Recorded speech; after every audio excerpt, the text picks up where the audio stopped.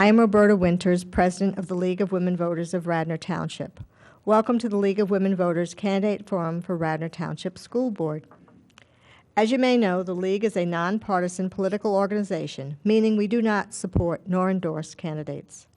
The League is dedicated to ensuring that all eligible voters have the opportunity and the information to exercise their right to vote.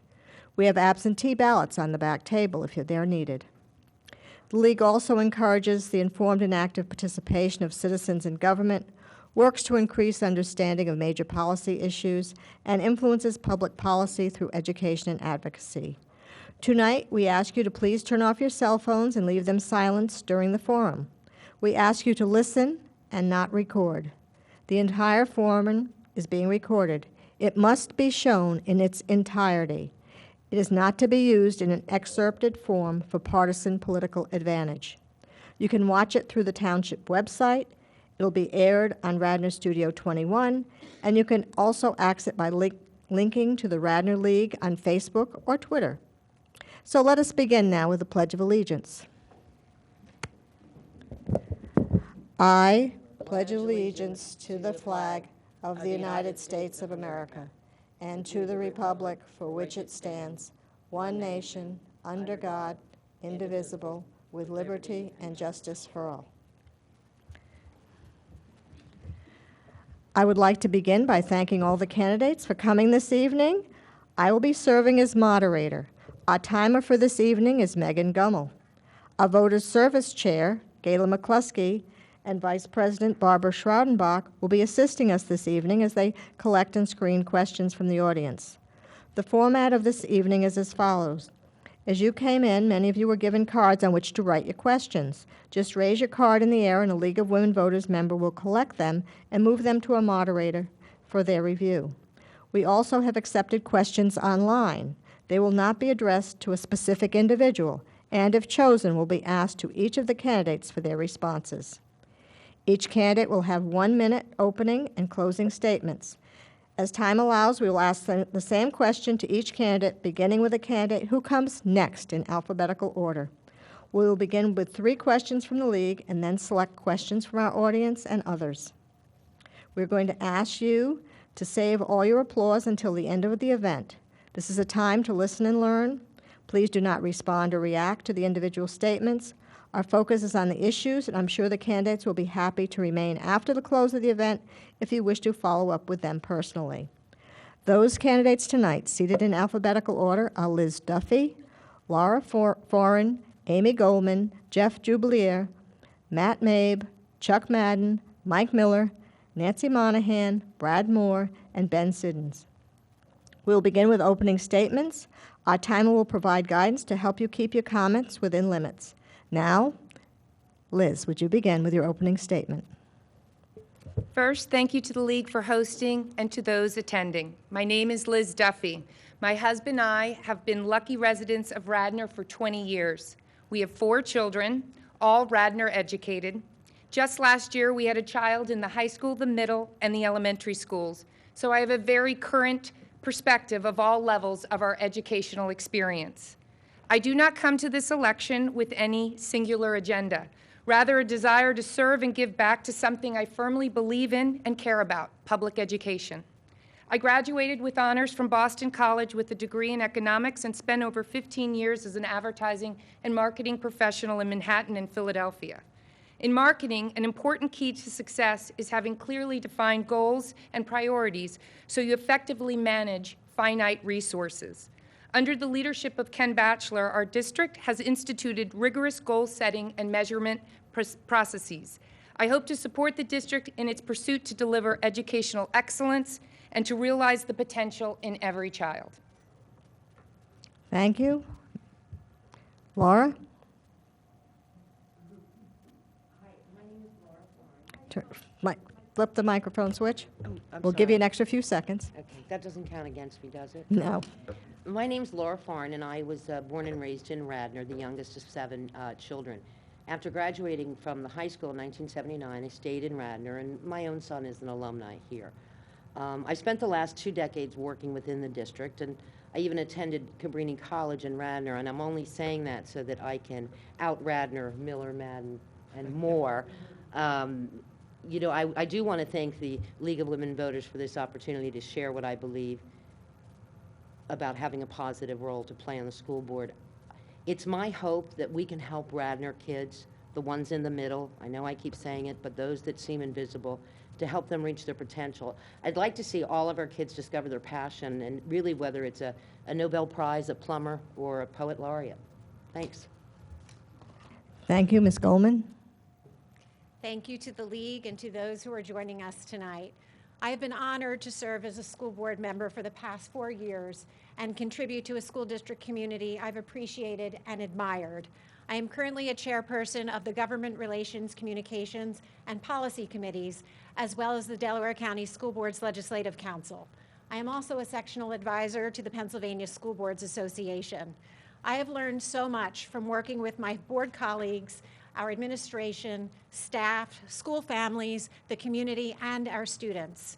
Our annual goal setting with our superintendent is a thoughtful and collaborative process, and I hope that I will be given the chance to work as a member of this team of 10 to see the important projects ahead through to fruition for the sake of our students. I, along with our 4 running mates, am firmly committed to always doing my best to set a positive example of leadership. I am grateful for having been elected to the Radnor School Board. I hope from the work that I have done and how I have comported myself that I will earn your vote for another term. Thank you. Mr. Jublier. Thank you, and thank you to the League of Women Voters and for all of you in the audience, as well as those of you watching from home. My most important job is being a father to 2 daughters, both in Radnor Middle School, and being a husband. I grew up the son of someone in public service. I grew up the grandson of someone in public service, and I guess it just seeped into the blood. I hope to have the opportunity to serve Radnor Township, its students, and other stakeholders. By day, I'm in strategic communications, and as part of my job, it is important to be a team player, to be engaged, and to be transparent. I look forward to bringing those skills to the Radnor Township School Board if I'm fortunate enough to be elected. I am also an adjunct professor at Villanova University in communications, and my specialty is in crisis. While I hope not to have to use those skills, I know they would be very important, and I would bring those if needed. Thank you very much. Mr. Mabe. Thank you. Hi, I'm Matt Mabe. I'm recovering from a cold, so bear with me. I'm running because there are 2 issues I care deeply about. The first is I want Radnor to produce people of character, graduates who are civic-minded, leaders equipped for a changing world. That's the same wish I have for my own 2 children, and a third due to be born sometime this week. These wishes spring from values I internalized in public school in Louisiana, and at West Point, and in the Army, where I served 3 tours in Iraq and Afghanistan. Today, I work for a national nonprofit that supports grieving military families. My particular focus is in suicide loss. And that brings me to my second issue. America is in the midst of a suicide crisis, which is linked to other issues familiar to students everywhere: depression, anxiety, isolation, addiction, and bullying, to name a few, issues I've come to know intimately.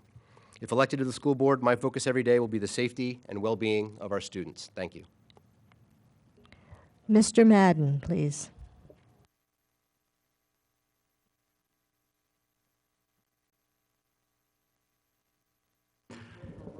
There we go. Okay. Yes, hello. My name is Charles Madden. Some people call me Chuck. I would like to thank all of those who have voted for me in the past, and I appreciate their support, and I will continue to do the job, the best job that I can with the abilities that I have. I'm a retired teacher. I'm also an adjunct professor at Radnor University, and also follow a family of service, public service, which is great. My father worked here at Radnor. He was an example of what a public servant should be.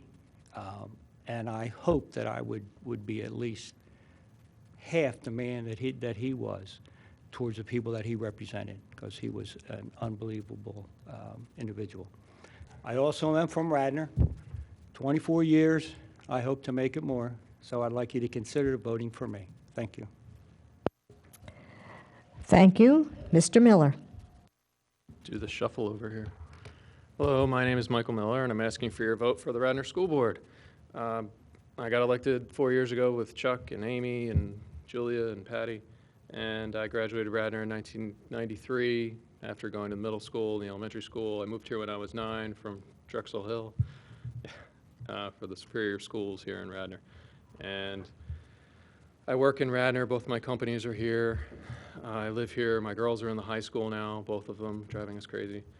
And in 2015, I was elected to the board to restore respect to the public from the school board because it wasn't happening at that time. And then we had to find a new superintendent, so we hired Mr. Batchelor.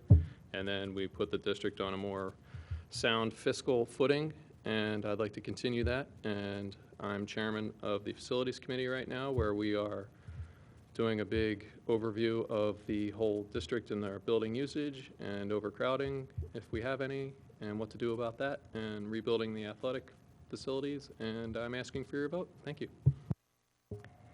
Ms. Monahan? I'd like to thank the League for this opportunity and for giving us all this opportunity. My name's Nancy Monahan. I've been a Radnor resident for 17 years, and I live in North Wayne with my husband Ed and 2 children, Caroline and Teddy, both of whom attend the Radnor Middle School. I went to Dickinson College as well as NYU, where I received an MBA.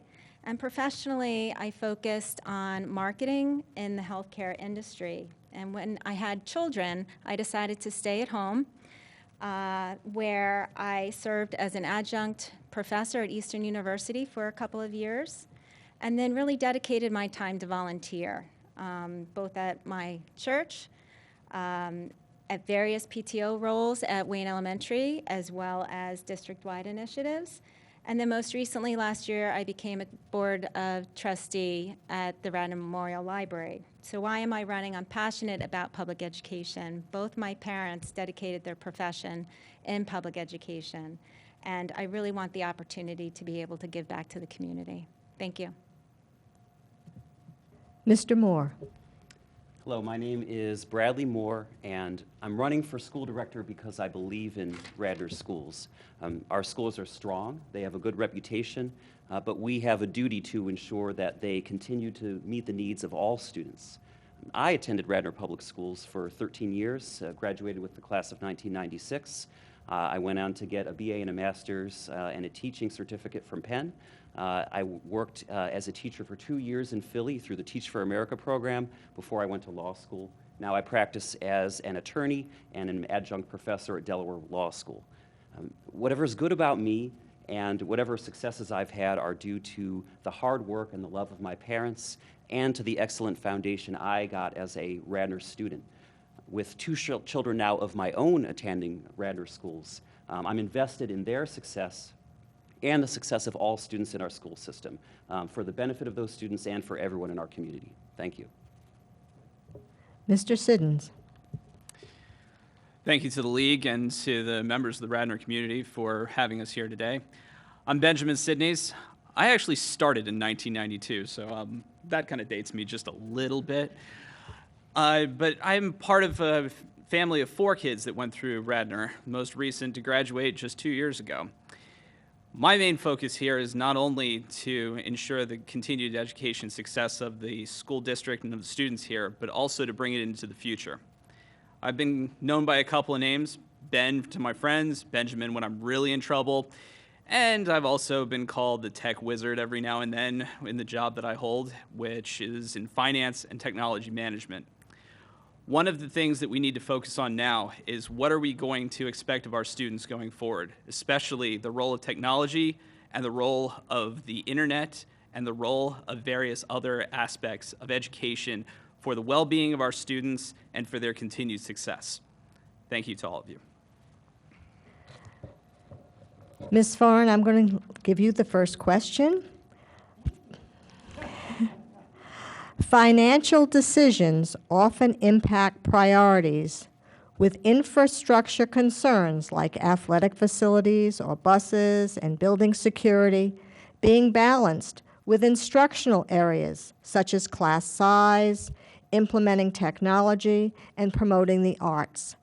How would you make such decisions?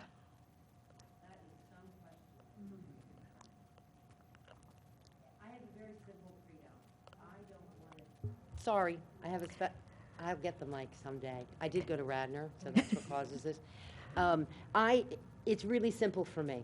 I do follow the budget. I look at it line by line, and I'm very concerned about some of the major changes that are being planned right now. And I have to tell you, it's very simple for me. I don't want another dime spent far away from kids until we have the kids where we need them to be. I think we have some emotional and social concerns with our students that have to be addressed and met first. And I don't want to hear about any new buildings with the exception of the ADA compliance and the overcrowding. So I take a completely different tact on that. Thank you. Ms. Goldman? That's a really good and important question, and one of the main responsibilities of a school board and its members is you often have competing priorities when you have a budget, and unfortunately, we have limited funds in public education these days. So I think it's important for us to work together, take the recommendations of our administration, and work with one another as a board to try to come together on what the priorities are. Obviously, most forward-focused on students, but being able to consider all of the opportunities in front of us and try to prioritize them in order to make the best, most responsible financial decisions possible is part of the charge of being a school board member. Mr. Jublier? Number one is the safety and well-being of our students. That has to be number one regardless. Other than that, I'm proud to say that I support what the administration, along with the current members of the school board, have done in terms of setting goals and priorities in a short and long-term manner. These were done deliberatively, with community input, engagement, and a lot of study. And I think it's great that there was that much collaboration. Radnor is a number one or a top-ranked school district. Part of being a great school district is absolutely the experience of students in the classroom, but it goes beyond that. It's about their wellness. It's about their whole experience. It's about their experience in extracurricular activities. It is absolutely having ADA accessible bleachers, but it's also having bathrooms. It's also having opportunities to buy concessions and things that are, we know that the community and the task force looking into the facilities is doing, and doing it with community input. Thank you. Mr. Mabe? Yes, absolutely. This is going to be short and simple. I mean, what I hear in this question is tangibles versus intangibles. I think that the facilities in Radnor schools, as I've seen them, are just second to none. And the safety and well-being of our students, their education, is by far the most important of all the issues that we face. And so that is where I, as a school board member, would prioritize funding. Thank you. Mr. Madden? No, it doesn't move. We have developed a process where our budget is actually curriculum-driven. And the curriculum is driven that way because of the students that we're trying to serve. We try to make sure that the students are comfortable, they are safe, and they can grow emotionally, and they can grow socially. And then after we have established a foundation, then we can move on to the academic piece. That said, in the past, historically, I've been on the board, and we did renovate the high school. We located where the new middle school would go. We built Radnor Elementary School. We did these things in the past so that as we were able to move forward, we're in very good position right now as far as facilities go. We do have some issues with ADA, which Mike and his committee are addressing, so I will throw it to you, Mike. Mr. Miller? Well, I'm currently the only one on the school board now that does finance full-time for a living. I'm an investment banker, and then do a lot of class action securities fraud, damage analysis, and distribution of the settlements. And I'm also vice chairman of the finance committee, and chairman of the facilities committee. And like Chuck said, we've been doing a big study about usage, every building, how we use it, how many kids we have, are the buildings being used as they were designed. We have more kids coming into the district every day. I'm sure all of you, when you look at your own blocks, the older folks are moving out and then younger folks move in with, 3 kids that aren't in school yet and they're coming. I mean, Matt's got 2 that are coming and a third one's coming in an hour. So Matt might be leaving early. So, budgeting is a tough thing. Everybody has wants. They come to you and everybody says this is a necessity, but the 9 of us have to get together and fight it out and figure out what's the highest priority to fund with tax dollars, which everybody has to remember are compulsory and not voluntary. Ms. Monahan?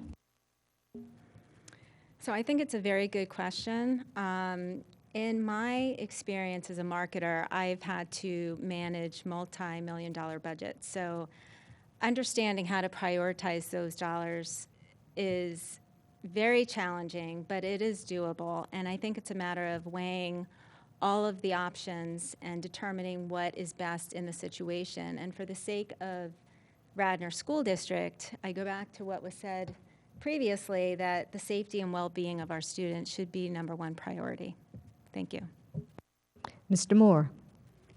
What do we all remember most from our time in school? For me, it's the teachers who helped me, the staff that helped me, the custodians, the bus drivers. Our biggest expense in the school district is our people, and rightly so. So that's where it starts for me. That feeds into the educational experience of our student and the well-being and safety of our students. Infrastructure matters too, but the people in the building are what's most important. The school district budget is now $100 million for the first time this year.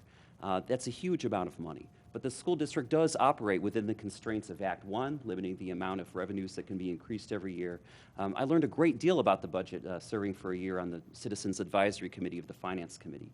It's hard, but by focusing your attention on it, you can make those tough choices and support students with everything they need. It's an incredible thing to do, to ask for the trust of your community, to say, we are going to spend your tax dollars wisely. And the thing that I've seen that's helped with that most and has been an improvement in the last few years is increased transparency in the budget so that the voters can hold us accountable so that our spending reflects the values of our community. Mr. Siddons? So similar to Mike, I work in finance too, and my constant thing is a battle between what everybody needs, what everybody wants, and what everybody dreams they could have. So starting with our needs, facilities obviously, our teachers, and of course, all of the infrastructure and necessary logistics and transportation that goes with that. Following on with that, it's the curriculum. That is an absolute essential part of everything that we do. So the books, the equipment, everything that goes into building up the schools. After that, then we can have a conversation with whatever money is left within the budget. So I'm open to hearing, obviously, what everybody wants to hear as their next big priority, but there's also the dreams that we can also work towards. That requires long-term planning, it requires long-term capital, and it also requires a forward vision that understands how all those things go together and how those things are going to translate into tangible results for our students. Ms. Duffy?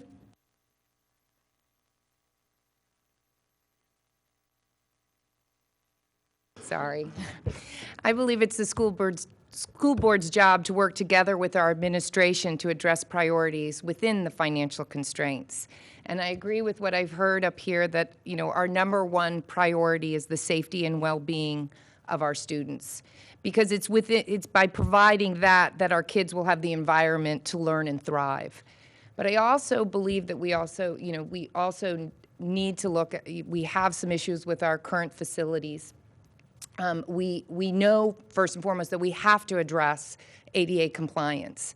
And then beyond that, what I really think that the board is taking a very thoughtful approach by taking a look at the larger scope of what needs to be done in terms of our aging facilities at our high school, because they will potentially impact, we do have potential capacity issues coming up in the future. So to take that long-term view right now, I think is a prudent use of our time, and then we'll have to make decisions based on the plans that are presented. Thank you. Ms. Goldman, you get the second question. The local tax burden for public schools is expected to grow. What suggestions do you have to increase funding to maintain Radnor standards without raising taxes above the annual Act 1 limit? Well, that's a pretty simple one for me, and I've been at it for a long time, and that is to try to galvanize our community to work with us as a school board to lobby our legislature to help provide the funding that we need to take that burden off of our local residents. Pennsylvania ranks 46th out of 50 states in terms of what it contributes as its share of public education funding. That's 46th out of 50. That's not okay. It really isn't fair for the state to not uphold its responsibility to help equitably fund public education. In Radnor, we're relatively lucky, but even so, we have to make, as we discussed in the previous question, difficult decisions every time we have a budget conversation. And for some of our neighbors, it's an even more severe conversation. So we really plead with our community as often as possible to join us in trying to help our legislature understand just how critical it is that they take a greater interest in funding public education to the extent that they should. Thank you. Mr. Jubilier? Ditto for one. Absolutely, it is galvanizing all the stakeholders, our students, our faculty, our teachers, neighboring districts, and coalescing and having a strong grassroots advocacy effort up in Harrisburg. I'm proud to say that my background is in advocacy, and I have a lot of experience that I hope to be able to bring to the forefront should I be fortunate enough to be elected. But a lot of this has to do with education, because most residents in Radnor and across the Commonwealth don't even understand what the term Act 1 means and all of the limitations. So it's incumbent upon us, again, we can't do it alone, to educate those and get those up to Harrisburg so the legislators and the governor understand. And it's really the legislators. The governor's come through and trying to raise monies or funding for schools, that there's a danger if they don't support increased funding in terms of their own jobs. So we need to galvanize the community. Thank you. Thank you. Mr. Mabe? Thank you. You may or not be able to tell I'm struggling a little bit up here, so I would like you to repeat the question, please. Got it. The local tax burden for public schools is expected to grow. What suggestions do you have to increase funding to maintain Radnor standards without raising taxes above the annual Act 1 limit? Based on that question and my limited experience and knowledge in the area, I would have to say that I think that the two previous answers I heard sound very reasonable and adequate, and I have nothing more to add to that. Thank you. Thank you. I would now pass this on to Mr. Madden. Yes, I've served as a member of the FRN, which is a Federal Relations Network, which has changed to an advocacy group, which is made up of representatives from school boards that report back to their congressmen. And I have been down in Washington for approximately 16 years, and our main focus is to try and get more funding for the schools. So that's at the federal level. We're also trying to get them to match 40%, a commitment that they made to us for special education that has not come through yet. Now, what has been happening is when we approach the state, what the state tells us is, if we get that 40% from the feds, we'll give it to you. Well, what recently has begun to happen is districts are saying, we're finished with that attempt, now we're going to go right to the legislators, Pennsylvania legislators, and say, we need you to fund our schools. So we're now attacking that direction. Thank you. Thank you. Mr. Miller? Okay, well, the first thing to understand about the Act 1 index, not the first thing, but one of the first things to understand is we can actually go above it. We just have to go out to a voter referendum and have all the people in the school district take a vote and see if they want to allow us to raise their taxes above the index. The index is what what a school board is allowed to raise their taxes to without going to referendum first. And the short answer is what Chuck said. If the state funds the unfunded mandates, we call them, because they give us these mandates, you will do this, you will do that. And if they actually paid for these things they told us that we had to do, no district would be in this problem. And then, of course, your other state taxes would go through the roof. You know, your state income tax, your state sales tax, your state gas tax, all these things. So it's coming from somewhere. So, you know, we have a food fight among our local taxpayers about taxes, and then it would just shift to having the state legislators having a fun fight about that. So, on to Nancy. Ms. Monahan? Thank you. I think this is a challenging question because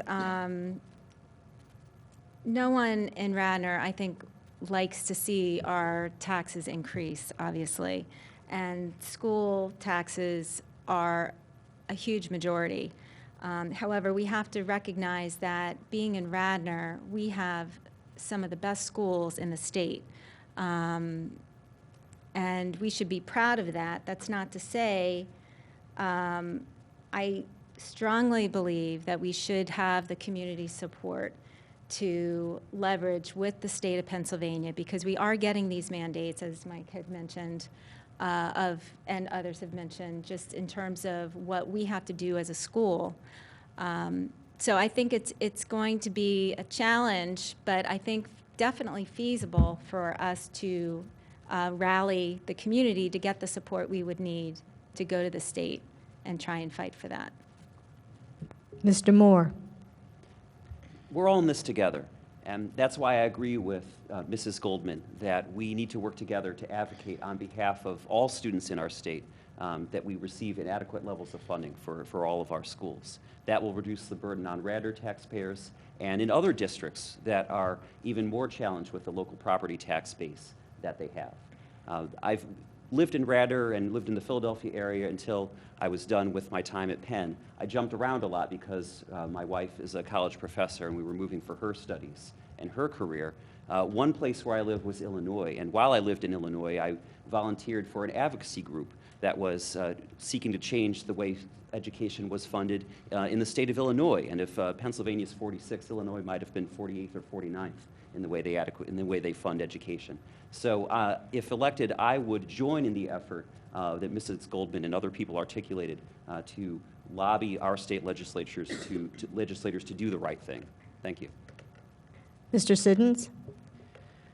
I can agree with going to the state and trying to get additional funding from them. I can agree with going to the federal level and trying to get additional funding from them. Of course, it's going to be a fight no matter which way you decide to do it, and no matter what you decide to go with, it's going to ultimately come down to us as advocates for the community and to the people that we represent to help us with achieving that goal. But I would also look at one other part of it. What other money is being put out there for not just schools, but for other facilities? So one of the major initiatives put forward by the state and by Governor Wolf is the enhancement and improvement of various buildings to meet what are called LEED certifications.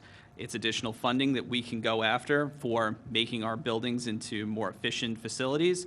We can make them with an additional capital investment into something what's called net zero, which effectively means that they don't have significant utility costs. We can't necessarily get all the funding that we want, but we can reduce some of those operating costs by going after the funding that is out there and available, and also advocating on behalf of our students for the funding that the state and the feds owe us. Thank you. Ms. Duffy?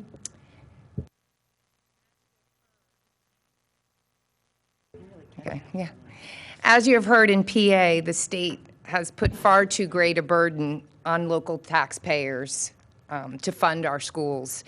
And ranking 46th out of 50th at the state level shouldn't cut it for us. So I agree with many of the people up here who said that we need to educate our community and then advocate together, and certainly put pressure on our legislators to do a better job, at the very least, of funding the mandates they send down to us.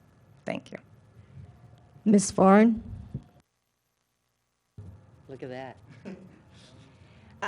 I agree with absolutely everything everyone else said, but I come from this old school way of thinking, and I think a lot of Radnor's original greatness came from TV Guide, Chilton, Wyeth, Sun Oil.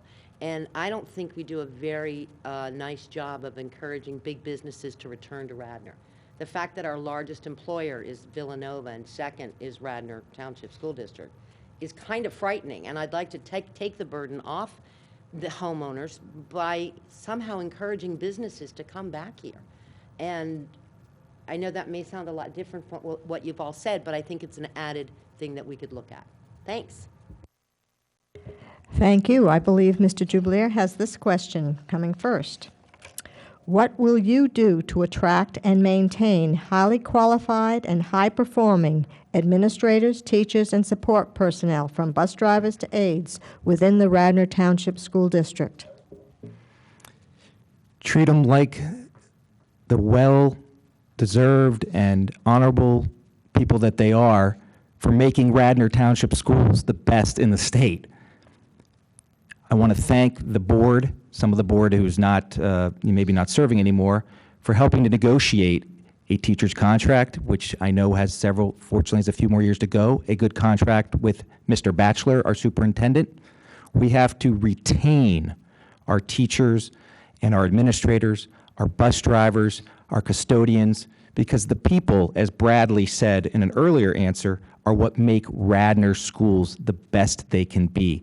And it's not only through contracts and money, it's treating them with the respect that they deserve. And if they're happy, our students are going to succeed, and we're going to be all better off for it. Thank you, Mr. Mabe. I think that the way to attract top talent is the same way to attract the sorts of people like me and my wife who brought our children here to study in some of the best schools in the entire state.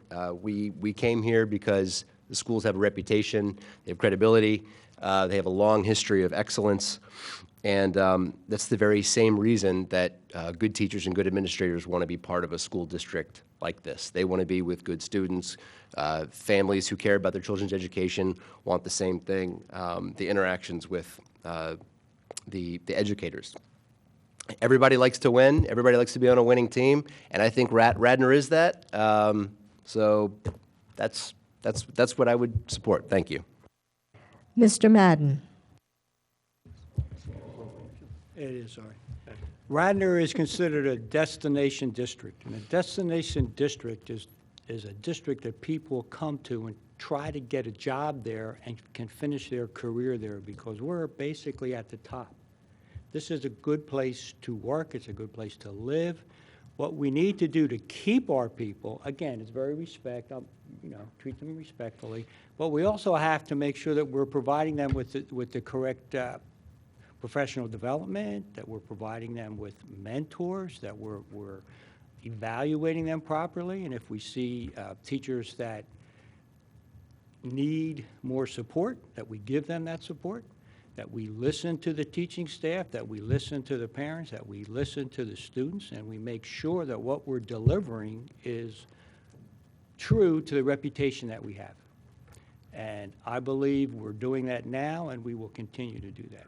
Thank you. Mr. Miller.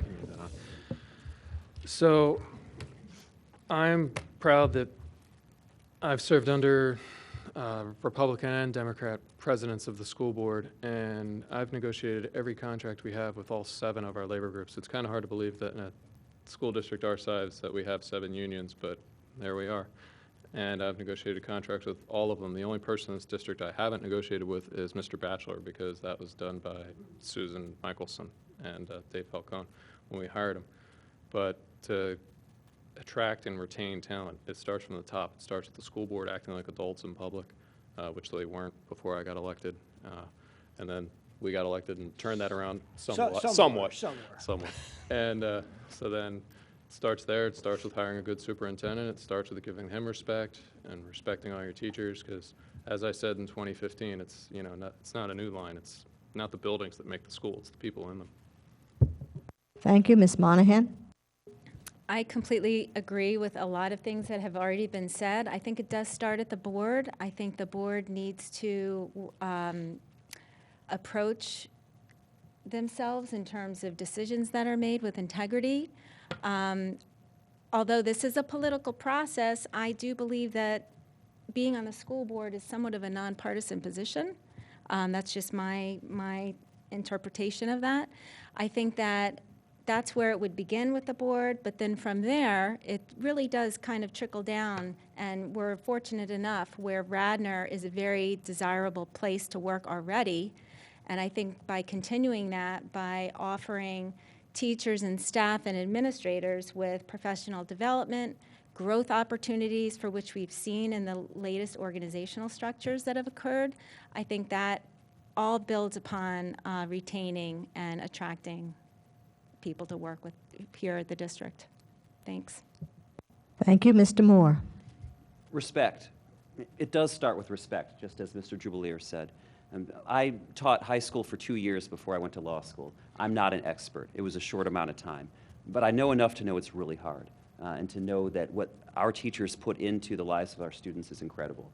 So making sure that teachers know that that's how we feel as a board is important. It's not just about respecting them in terms of compensation and contract negotiations, but other aspects of their work for us, as we talked about, respecting their time, having meaningful professional development. I saw one example of that with the progress on the adolescent and sleep and the school start time committee, where there were some initial proposals that the committee put out, but some teachers had some concerns about those proposals, especially elementary teachers. I have elementary students, and some teachers thought that the flip, moving the elementary school earlier, might be better pedagogy. That isn't what the school board ultimately went with, but the school board went back, looked at the issue, took time in focus groups to listen to teachers, and I think when teachers realize they are heard, they do feel respected. Mr. Siddons. So retention is obviously a key goal here, and trying to make sure that everybody is happy with their contract negotiations and with making sure that both the level of compensation, the level of respect, and the level of dignity that they have as teachers within the district is maintained. But you're talking about attracting my age demographic to come work here. You're talking about people who I consider to be my peers.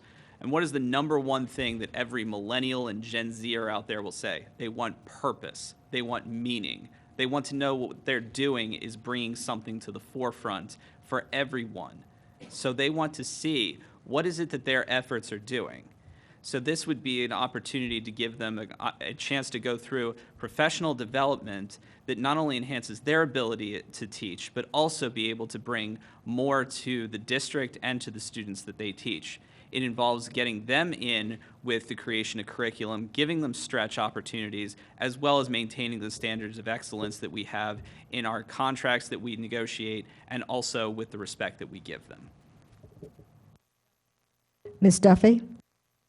I believe the key to attracting and retaining top talent is showing them that we value them and that we make everyone vested in our mission.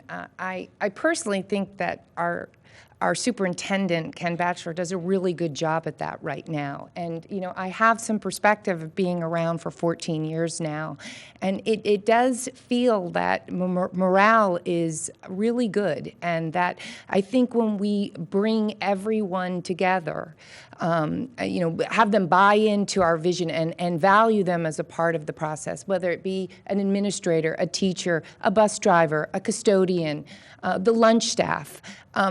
You know, I think that then we can continue on, deliver on our mission of Radnor excellence. Thank you. Ms. Foran? I feel funny answering this question, obviously, as the lone employee. I think respect is a huge deal. When people ask me what I do for a living, I sometimes answer that I am a concierge at a high-end hotel for children. So the respect, you know, we need it from the kids, the parents. It's a two-way street. But in terms of attracting talent, my feeling is that you're lucky to work at Radnor. You're lucky to be here. And, you know, I think of the teachers as chefs, and we're giving you ingredients of kids who are well-rested, well-fed, and ready to learn. So I think we can make a pretty good omelet with that. So, but I still think the teachers are wonderful, but I'm not sure it's about us attracting them. It's about us deciding, can we get the best? And I think we can with what we offer. Thanks. Thank you. Ms. Goldman? I think a school district, just like any other organization, needs to concentrate on two things: climate and culture. And I think when you have a positive, supportive, and inclusive culture and climate, you can attract really good people. Just like that's a priority for our students, we want to make sure that they feel that the climate and culture is positive, supportive, and inclusive. It should be the same way for every employee. It's positive when we tell them that they're doing a good job. It's supportive when we offer them the skills and the opportunities to improve their craft. And it's inclusive when we care about their point of view and we invite them to be a part of every conversation we're having. And that really does start with the board. The tone that we set as governance of this school district should model the climate and culture that we want everybody to feel a part of here in this school district. And I also think increasing the ranks of diversity in our staff is important as well, so that everybody feels like they have somebody with whom they can connect with as professionals and in terms of the teacher and student relationship. Thank you. Mr. Mabe? Public participation at school board meetings in general is limited to the beginning and end of each meeting. Comments are heard, but few, if any, questions are answered publicly at that time. Rather, they are posted electronically at a later date. How would you change this process? Thank you for the question. It's a good one. I've lived in Radnor for just over a year now, and I've been coming to school board meetings for almost the whole time, and that's the one thing about the public school board meetings that really bugs me. Folks get up to address concerns, ask very good questions, and they're not addressed right there in the room. I think it's unfair to taxpayers and to parents not to give adequate feedback and answers to them in real time. I think it also fosters a sense that things are being done in an intransparent way, and that's just not what being a public organization like this is all about. And so I would advocate for questions being answered and fielded right there on the spot. Thank you. Mr. Madden? I think what we're faced with is right now we have a public comment. We don't have public participation. If you ask a question to the board, they'll get back to you within a month if we don't answer it. Now, what I would like to see us do, and we do try to do this, is if we can answer the question, one of our administrators can answer the question, then they should answer that question.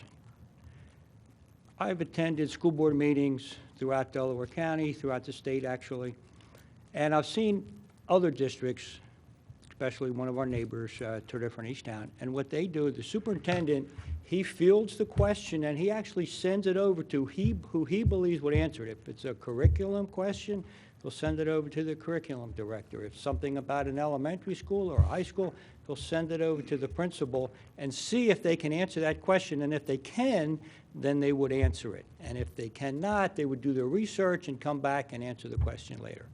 So, thank you. Mr. Miller? It feels like deja vu, because you asked this exact question 4 years ago, Doc.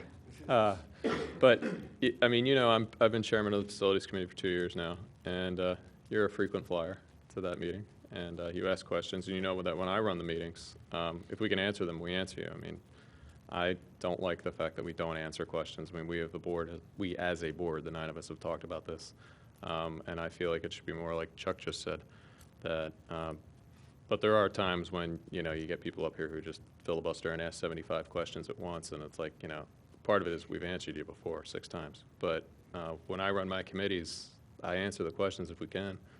So that's how I think it should be run. Ms. Monahan? Thanks. My understanding of the board meetings, the monthly board meetings, is that there is a good amount of time spent on questions, both at the start and at the end, which I know from people that I work in other districts or are on school boards at other districts do not even allow that much time. So I I think that it is important to stay on task during these meetings. I am not saying that there shouldn't be an open discussion of perhaps changing things. If we have an answer and the head of the board has the answer, I think we should respond to that, but understanding that we wouldn't want that to lead to other further tangents that we could easily run into that would break the efficiency of a smoothly run board. So, thank you. Mr. Moore. The school directors work for you, the voters. It's your values that should matter to us. One thing I think the district has started doing more of and getting better at is finding other channels for interactive public participation. I'll refer to the Adolescent and School Start Time Committee again. While it was not necessarily possible in the school board meetings for a lengthy Q&A session to Mr. Bechtold, who was one of the co-chairs of that committee, there were focus groups around the Radnor Township School District. I attended one of those, and parents who had concerns about or questions about that new initiative were able to sit down in an interactive way and ask Mr. Bechtold directly what was happening, why this, why not this. The district's doing more of that. There's a wellness study focus group this week, I believe, on Wednesday morning. So it's great to see the district increasing those opportunities. In our public meetings, these are our business meetings where we conduct school board business. And I'm going to go reread it tonight, but my understanding of how Policy 6 is written right now is that it is already along the lines of what Mr. Madden described. The chair can recognize an administrator to answer a factual question if the answer is available in the moment rather than something that needs to be researched. Mr. Siddons. I mean, the simplest way is just to answer the question, if at all possible, after public comment.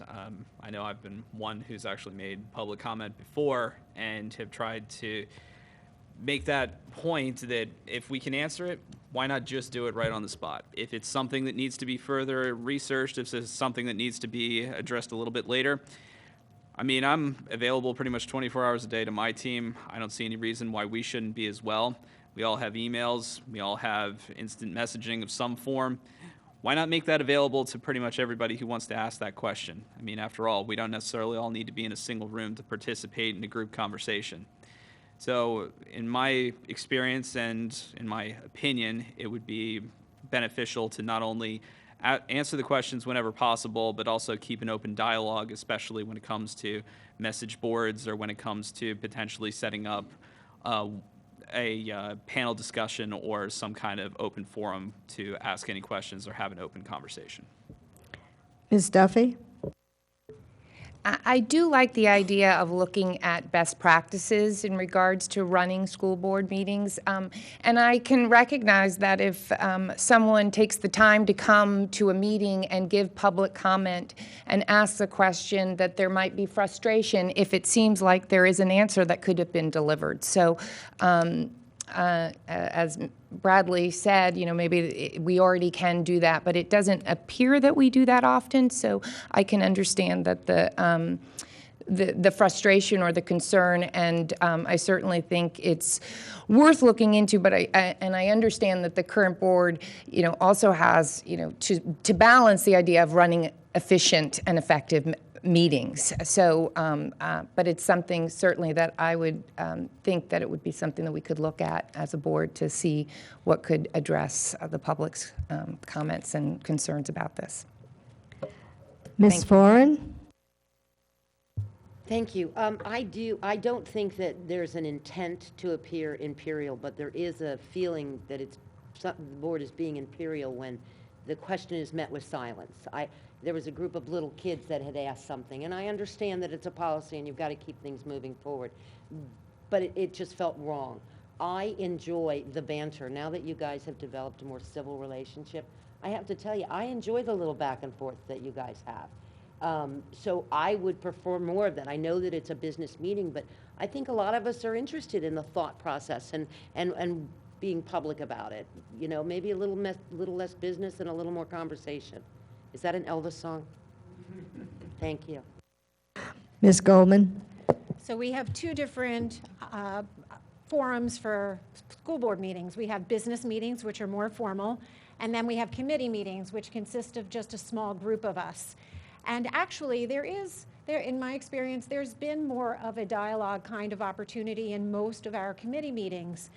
One of the things that's important to remember is that when we have school board meetings, because of the Sunshine Law, it's only that time when we're able to conduct business. And in any school board manual that you find, we have a responsibility to conduct that business in the short number of hours we have each month. And so while we're really interested in, and it's very critical to have public participation in our meetings, we do have to balance that with our responsibility to get work done.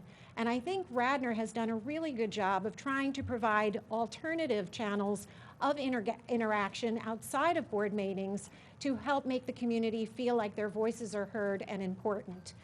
So, for example, we all have email addresses. We conduct forums all the time, as was mentioned earlier. And I think it's an important conversation to continue to have. But I'll also mention that just a few years ago, we actually did have a review of this policy, but maybe it's time to do it again. Mr. Jubileer? Last but not least,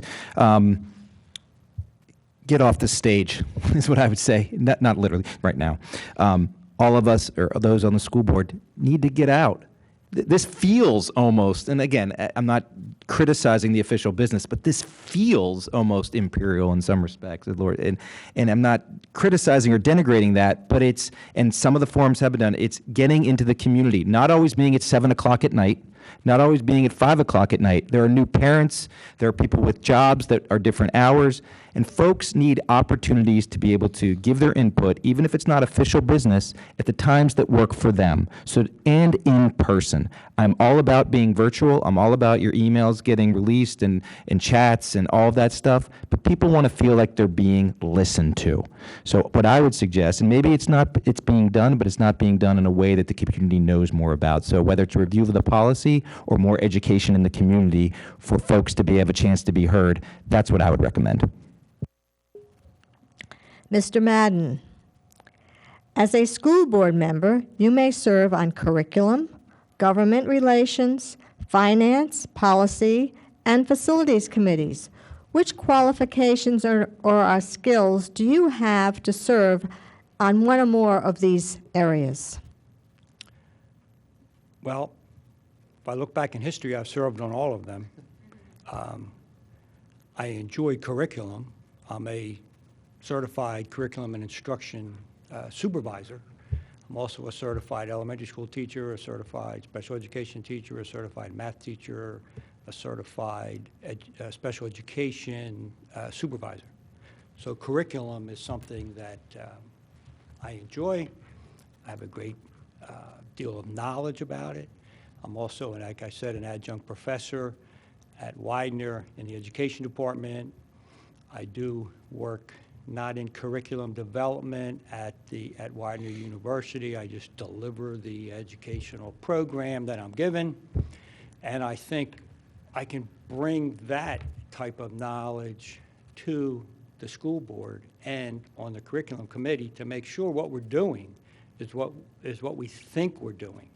Oftentimes what happens is things are being done, but they're not what we think we put it. So we need to begin to evaluate the programs that we put in place. Thank you. Mr. Miller. Yeah, like Chuck just said, I have the exact, well, what Chuck just said is we have to make sure that what's being implemented is what we told them to implement. You know, it's like I said up here 4 years ago, you can trust but verify, because the curriculum people have told me, like, oh, nobody had the schedule to go from one end of the middle school to the absolute other end, and I could show the lady 30 kids that did it because one of them was mine. And she's like, no, that doesn't happen. I was like, well, one of them is mine and 29 of her classmates. So, you know, she's telling us at a committee meeting, this doesn't happen. And I'm like, well, you know, what, 30 kids are lying, or you don't know what's going on? So you have to trust what they're telling you, but then verify it. I have the exact opposite qualifications for the curriculum committee as Chuck, as in I have none of his certifications. But for finance and facilities, I'm pretty well qualified on the financial side, and on the facilities side, my father was a hydraulics mechanic in the Marine Corps, and an electrician and a sheet metal mechanic, and he taught me all that stuff growing up, and I did construction with him before he got me into the investment banking world. So now I leave it up to Nancy. Ms. Monahan? Not currently being on the board, each of the individual committees, I can't say that I am that knowledgeable of everything that goes on, just what I've seen in the committee meetings. From my qualification standpoint, I have an education background in terms of being an adjunct professor, so that does address some of the curriculum aspects. From a marketing and business standpoint, I did manage a product and business, product line and business. I've done strategic marketing plans, so I think that managing a budget in that realm as well gives me financial background, which also can come into play with facilities. And then lastly, my undergraduate degree was in policy and management studies. So I am knowledgeable on policy, and I think we all keep abreast of government as well. Thank you. Mr. Moore? We're all professionals up here. We come from a variety of different professional backgrounds. We've had different experiences in our careers. But we're all citizens as well. I'd like to think that anybody who serves on the school board could serve in any of the committees and would bring something to the table. And when you think about who you're going to elect, I would encourage you to look at everyone's background and elect people with a variety of professional backgrounds. We should all be qualified. If you look at my own history, I've attended the regular business and meetings for some time. I don't think I've missed one in almost 2 years. If you look at my history with committee meetings, I've tended to follow the Finance Committee most and the Facilities Committee most.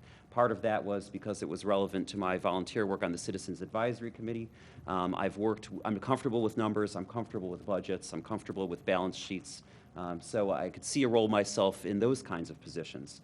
Also, like Mrs. Goldman, as a longtime advocate for public education, I could see a role for myself on the Government Relations Committee. But most of all, I think of myself as a parent, and I think that's the qualification that provides the best leg up I can get in any of these roles. Mr. Siddons? So I've been fortunate as a finance professional to not only have the chance to bring in the money that fuels a lot of those budgets that people tend to spend, but I also get to be the one that goes out and figures out what those priorities are going to be. So my background is about a decade and change of both finance and technology expertise. I do a lot of train the trainer, so it comes to building up all of the reports, all of the setups, and all of the procedures in order to get people to deploy systems, to roll out manufacturing processes, and to deliver that to their own people, whether it be on their own team or whether it be in another facility. So in that sense, I wanted to bring some of that to curriculum in both understanding how that works and especially bringing some of what that entails for the future of our students into the modern day. In addition to that, for the finance side, obviously worked the budgets, worked in creating them and bringing in the revenue to make those happen. As well as on the facility side, I've managed about $400 million worth of plant and equipment and feel very qualified in order to handle the facilities for the district. Ms. Duffy?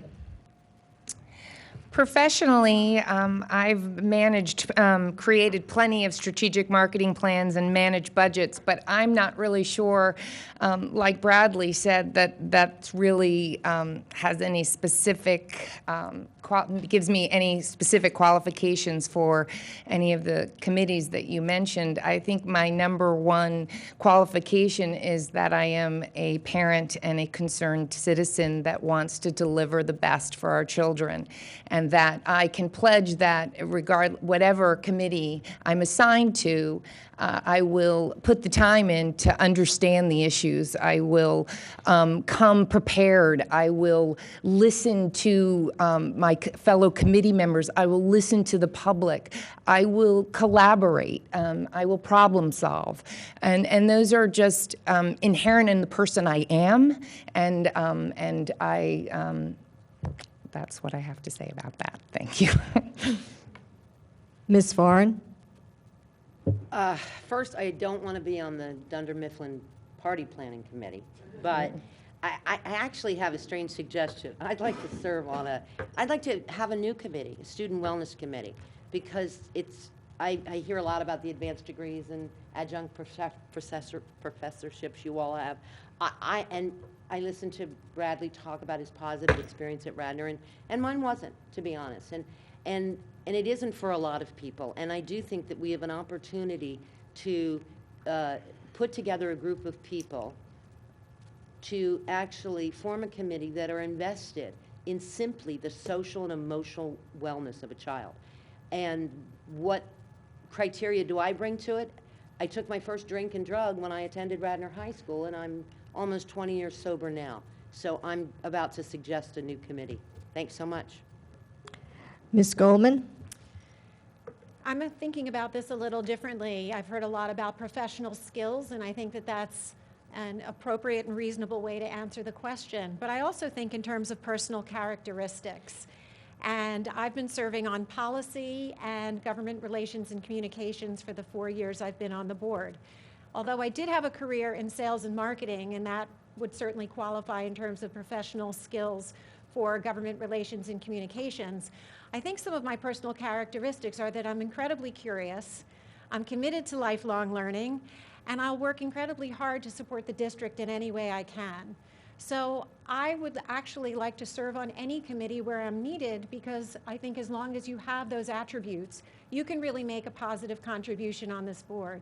And I actually served at one point on facilities. I don't necessarily have a facilities background professionally, but I found it a great opportunity to learn right alongside the rest of my board members. And I would encourage anyone who is serving on the board to try different committees, and they might actually enjoy it, even if they don't think that they might have the professional skills to make a contribution initially. Mr. Jubileer? I'm a communicator, and what that means is regardless of the topic, regardless of the committee, you have to be able to explain what you do in easy to understand, digestible terms for all of our stakeholders, our parents, our teachers, our legislators, and so forth. And I will tell you, I will be thrilled if I'm elected and have the opportunity to serve on government relations and communications. It's what I do daily, and it's what I would love to do on behalf of something I love dearly, which is this school district and my children and their experience. I'm an advocate, and I feel that I'm able to bring those skills. I work with the media. I work on social media policy day in and day out for some of the biggest organizations in Pennsylvania and the country. And I think even if I'm involved in other committees, that I would be able to help after the committee does its great work, because they're so professionally good at what they do, and then explaining what the committees do to the broader audience. And I hope I can be part of that. Thank you. Mr. Mabe? Yeah, hi. I love Laura's suggestion about forming a new safety and wellness committee. I think it's terrific. I would love to be on that one. I'm very well-rounded, and I think that serving on any of these would be would suit my background. I mean, I have a master's in public policy from the Kennedy School and master's in journalism. Communications is something that I've been involved with for much of my career. I've spent half my life in school. Curriculum is very enticing to me. I've always loved the classroom. I've always loved learning. Facilities, as an Army officer, I managed tens of millions of dollars in equipment and plant. And I've also been engaged in the last 7 or 8 years in nonprofit finance, creating and managing budgets. So I think any of them would be up my alley and something that I was quite interested in. Thanks. Thank you. Mr. Miller? Looking at Radnor School District's past track record, what do you believe to be the best decision and the worst decision that the Board of School Directors have made, and why? Worst decision, hands down, was to sell Roland Elementary property, which is, if you look at the campus of the high school on an aerial photo, and the island that it's on, essentially surrounded by Route 30, King of Prussia Road, and Radnor-Chester Road, the district used to own that entire property, and Roland Elementary was where the current Penn Medicine is. We call it Fidelity. I don't know what's in it. I think Airgas is in there now. And then 20 years down the line, they had to build a new elementary school over by the corporate center and go through all kinds of stupid three-way negotiations and count cars coming in a driveway, so that's hands down the worst. The best was giving me a diploma in '93 to get rid of me. No, or maybe Chuck. No, the best, gosh, that's a hard one. I mean, you know, they hired John Crosby. My parents hired Mr. DeFlaminis. I've hired Mr. Batchelor, so I mean, Radnor does so many things well that the best, I mean, sorry. Ms. Monahan.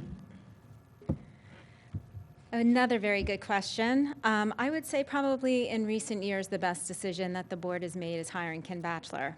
I think that there's been a lot of turnover prior to Ken coming on to, as superintendent to Radnor School District. And based on everything that I hear and see and just knowing him as well, I think he's been the best decision. As far as the worst decision, I think that's really tough for me because Radnor is, we are so fortunate to be living in Radnor and having this school district. And I think the board that's on right now, I think they've done a great job. And I just want the opportunity to be a part of that as well and continue the momentum. Mr. Moore. I'll adopt the previous answer for the worst decision. It's dangerous to divest yourself of your assets and your resources. You need to have a long-term view for things. Enrollment has been increasing in our school districts, and it's going to present a challenging future for us, one that I think the board will meet head-on based on a long-term plan for facilities being one of the district's priority projects. But you have to be very careful about your district assets. Once they're gone, you can't get them back. The best decision that I'd like to highlight is the adoption of full-day kindergarten. I was still living in Illinois when Radnor schools decided to have full-day kindergarten, but it's still within my sense of my recent time with the school district. In fact, my father, who still lives in Radnor with my mother, emailed me as soon as Radnor adopted full-day kindergarten and said, "Look what's happened, why don't you move back home?" And moving back here was one of the best decisions that I made for my family, not because of full-day kindergarten specifically, but when you talk to parents who have moved here with one children, it is repeatedly something that they cite as an area where Radnor decided to be a leader, and I'm proud that Radnor made that decision. Mr. Siddons. Hate to sound like a broken record, but I definitely agree on the sale of the assets on that one. I mean, like what is it, Mark Twain, the land, they're just simply not making any more of it. Well, unfortunately, we found that out the hard way again. As far as the best decision, I'm actually kind of torn between that because one of the things that came up during when I was in school was actually the sleep study and trying to figure out how to reorganize the school times. Now, it didn't necessarily go the way I was expecting. I was thinking the elementary school would go first, then the middle school, then the high school. But then again, I wasn't here to make policy on that one. So in any case, it was definitely one of those things where if we could make sure something like that can happen and make it happen within the constraints of the budget and within our operational capability, I think that that's definitely something that we were fortunate enough to push through initially and make sure that that happens because it's essential that our high school stays at the forefront, but it's also necessary for the mental and physical health of the high school students. Ms. Duffy. Well, I'm really going to sound like a broken record because I actually would agree with the worst decision divesting in real estate given and our asset given that real estate in Radnor is such a premium. But that's a bit of, I actually learned something new today with that fact. I think in terms of the best decision, I would also agree with, I'm torn on this one. I'd agree with Bradley on full-day kindergarten. I actually just missed it. My youngest was a kindergartner when we still had aftercare, so had to pay for that. And I remember just thinking how crazy it was that my child had been in school since he was since he was 2 years old, and it was like his 4th year of school, and I was actually going backwards. So if we're going to be a district that leads and is going to have early intervention, certainly full-day kindergarten was a piece of that puzzle. I'd also like to say that I also think a terrific decision was hiring Ken Batchelor. Thank you. Ms. Foran. I'll change the record. I think the worst decision we ever made was tearing down the old Radnor Middle School. I so hoped that we could have kept that building, made it into a community center, a senior center. I saw all these mixed uses for it. And I was one of the few people who thought that we should use the 57 acres at Ethan, so I'm sorry. Thought it was a terrible decision. But I love my middle school now. I want that on record. The best decision we ever made is every single day when we make a difference in the life of a kid and give them a soft spot to land. That's just the best thing we do. Thanks. Ms. Goldman? Yes, I think the best decisions you make, sometimes you don't know you're making until after you've had a little time to reflect on them. And we've made some really bold and brave decisions over the past few years in terms of hiring Ken Batchelor, who had not been a superintendent before, but I think he brings just an outstanding caliber of leadership to our community. Full-day kindergarten was a bit of a controversial decision, but after some time has passed, it seems to have been a real asset for our community. And it remains to be seen, but I'm extremely hopeful about the bold and brave decision we've made to change our school start times to align with the universal medical recommendations that are out there. And the anecdotal evidence is very strong in support of that, as is the numerous fast seconds of school districts all around the region who are trying to follow in our footsteps. In terms of the worst decisions, I wasn't there for the real estate transaction that was referred to previously, but I'm heartened to know that one of the themes in our district is a commitment to continuous improvement. We make decisions sometimes that don't turn out the way we want them to, but because we're committed to ongoing improvement and to evaluative processes, I think those decisions will not harm us in the long run. Mr. Jubileer? Like Liz, we have children now in sixth grade, and the worst decision was clearly not adopting full-day kindergarten before we could benefit. Although I will tell you that the program that they had in the half-day was a very good one. It just cost a few pennies for us to participate.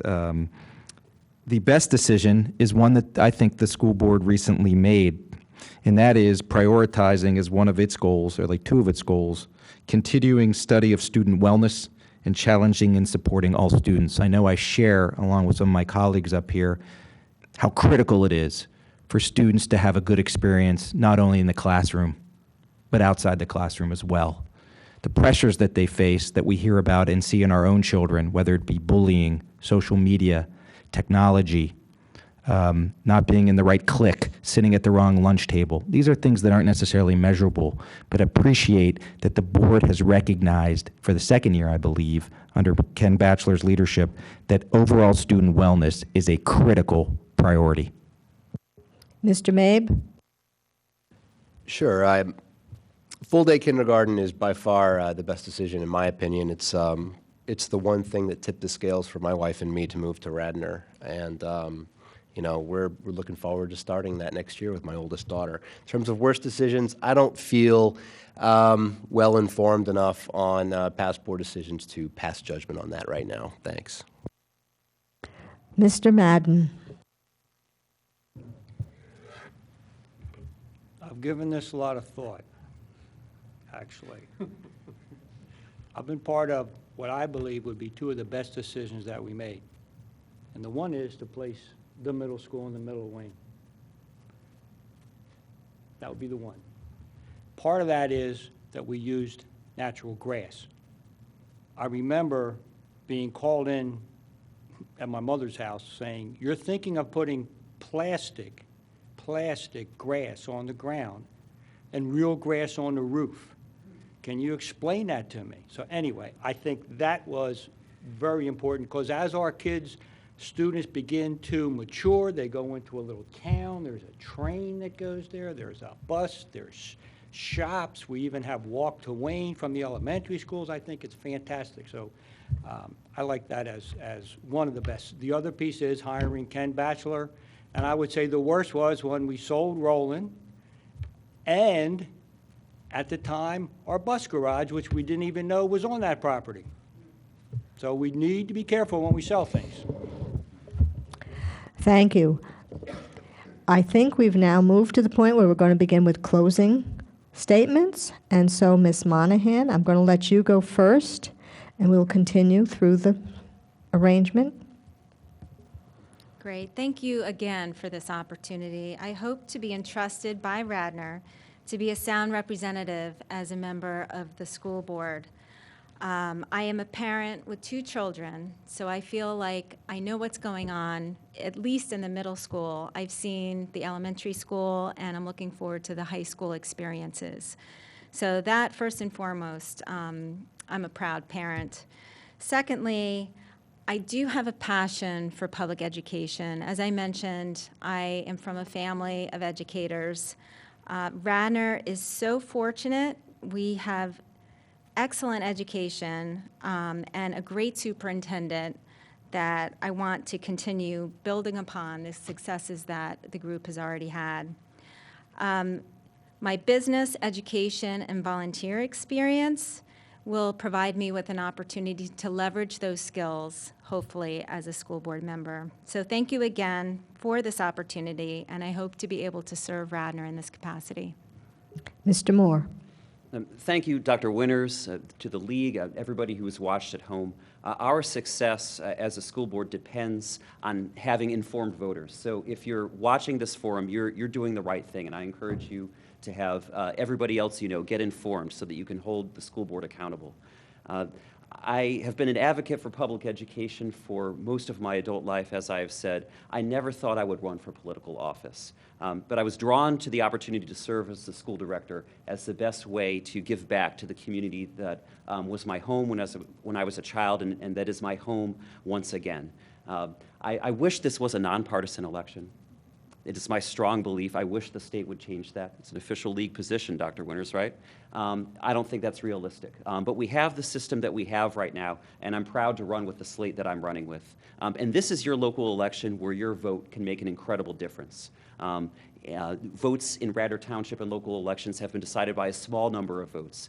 Ask everyone you know to get educated. Encourage them to come out to the polls. And November 5th, please come out and vote for Amy Goldman, Liz Duffy, Nancy Monahan, Jeff Jubileer, and me, Bradley Moore. Thank you. Mr. Siddons. There was a Radnor teacher a long time ago that told me, "To whom much is given, much is expected." That person is sitting right here. That's the words of a Radnor teacher to me, and it's carried through up until now. And with everything that I've learned, and with everything that I've gone through with the Radnor School District, I've also learned that there's life outside of Radnor. But I want to bring some of that back.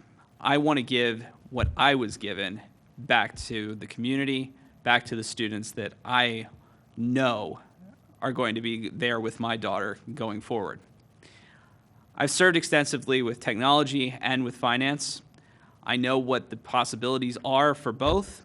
I know what it is to work a budget, but I also know how to implement technology that turns students into creative thinkers and to capable future members of our society. Thank you.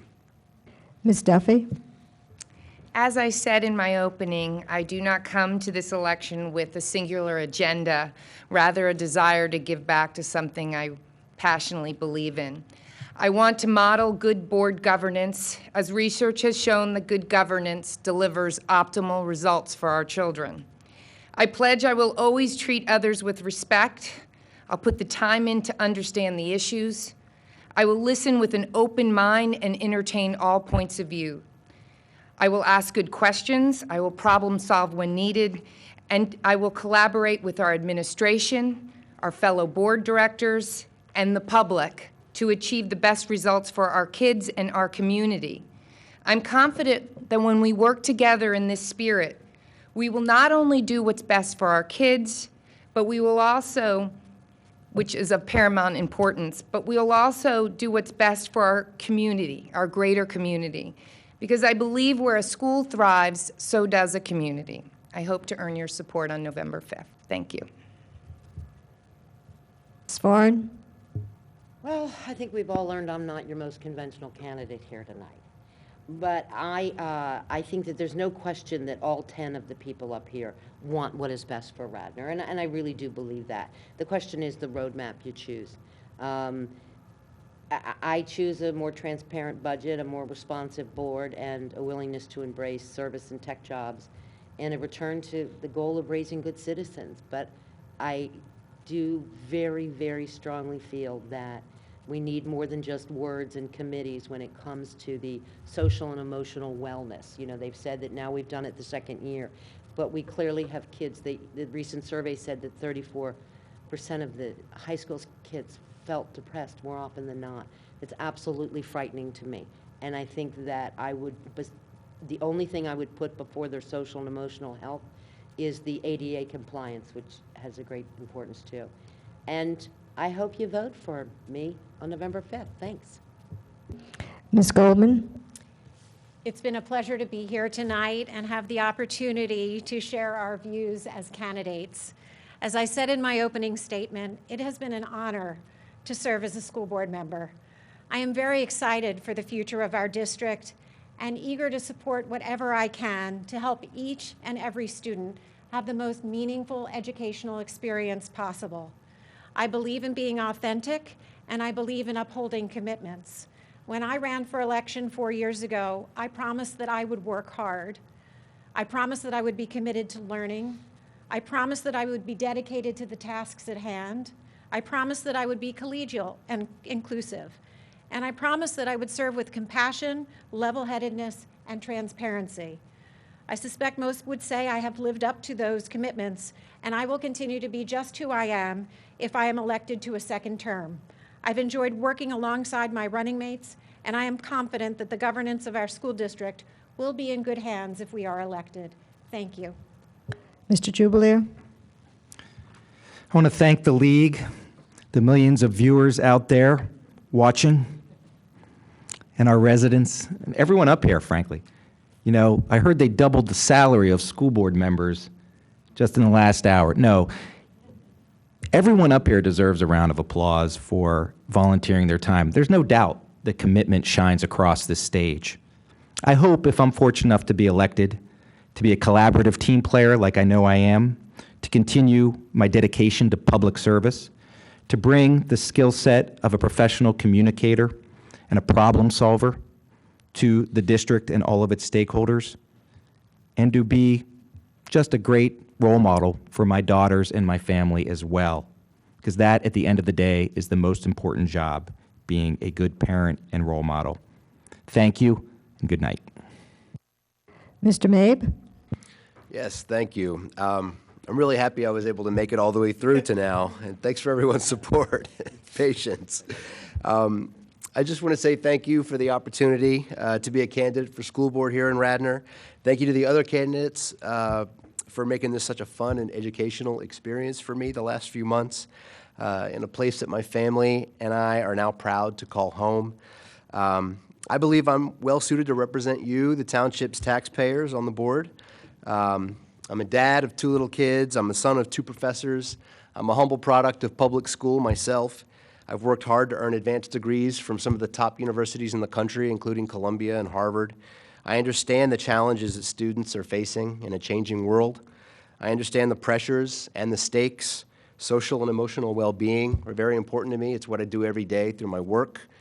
I and my young family and people like us are the future of the district, and the excellence of its schools will be determined by our proactive, collective commitment to making them so. So if I'm elected, you'll get a board member with integrity, competence, common sense, and a record of lifelong public service. Thank you. Mr. Madden? Yes, I would like to thank the league and Dr. Winters, and I'd again like to thank the people who have supported me in the past. My big spiel has always been, if you feel I've done a good job, I would like you to consider voting for me. If you feel I haven't lived up to what I've committed to, then I would like you to look around and vote for somebody else. If you think somebody else could do a better job. But I do ask you to do one thing. If you don't personally know me, I would like you to contact somebody who does and ask them what they feel about me and ask them how they feel I've done this job. I have passion for the students, the children that are in my purview. Oftentimes, when I begin to talk about, because as a teacher, you begin to talk about students as if they're your own children. Like, for instance, I would say, oh, I took the kids to the farmer's market. I took the kids here. I took the kids there. And that's what we have at Radnor. One other thing I really do try to do, whenever we have Teacher Appreciation Day, I go around to all the schools. I go into each classroom. I go in and shake hands, and I say one thing: thank you for what you do for us and for the children of Radnor. So, Mr. Miller. So thank you, Chuck. It's always hard to follow Chuck. I had to follow Chuck 4 years ago, and now I had to follow Chuck again, and it's just hard to say, ditto, Chuck. Thanks. Now, my name is Mike Miller. I'm asking for your vote on November 5th. I've been on the board for the last 4 years. If you want to see what kind of a board member that I am, you can look at any of the Finance or Facilities Committee meetings for the last 4 years. They're on YouTube if you have insomnia. The last year has been, the facilities meetings have been either 3 hours or 20 minutes, depending if we're talking about the bleacher project or not. I would like to see that through, so I'm asking for your vote so that we can rebuild the half of the high school they didn't do 20 years ago. That's what that's about. And we hired Mr. Batchelor under my watch. I was the first person that dragged the rest of the board to that decision. I'm proud to say. I have my kids in school here that they went to the exact same schools that I did, and I'd like to see that through. So November 5th, it's Miller time. Thank you. Ms. Monahan? The first one. Thank you. She's so good, she gets to go twice. I'd like to invite all of you now in the audience and each other at the podium. Give each other a round of applause. Great job.